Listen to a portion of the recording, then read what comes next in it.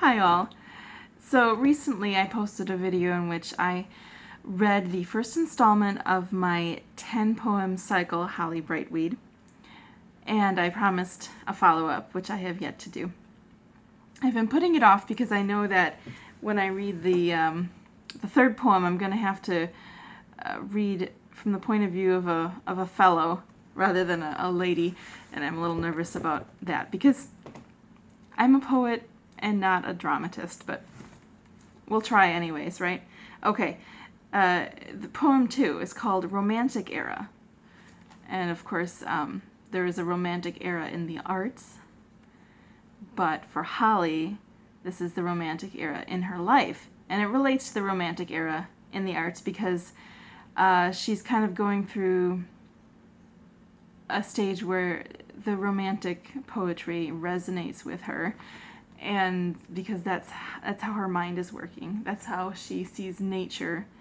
That's how she sees people. But of course it's not that simple because she lives in the modern world and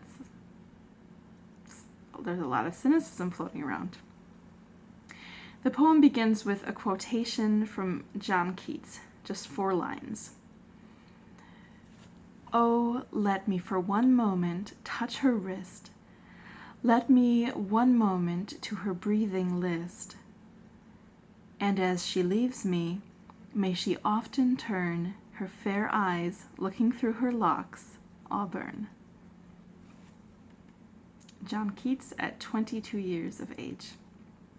And Holly follows up in the following way.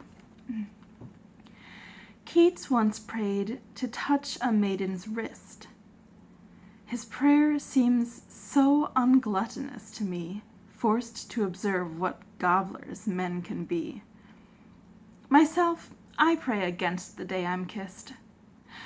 I pray thee let there be no audience.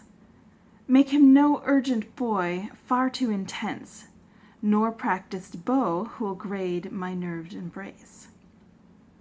I pray to be proposed to with some grace, to have a longish garment that first night, and that my spouse won't run his ship too tight.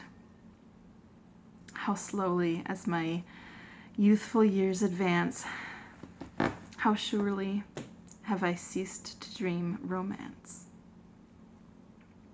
But now, the brisk young woman I've become pauses from this modern anxious hum, and stops to read what Keats prayed, also young. The maid of rustling gown awakes inside. That goldfinch watching poet by the brook sees me come, blushing to the unplanned tryst. Greets me with startled look and lyric tongue. Pleads, just to help me to the stream's far side. And often leaving, I do turn and look between my hair on him who touched my wrist.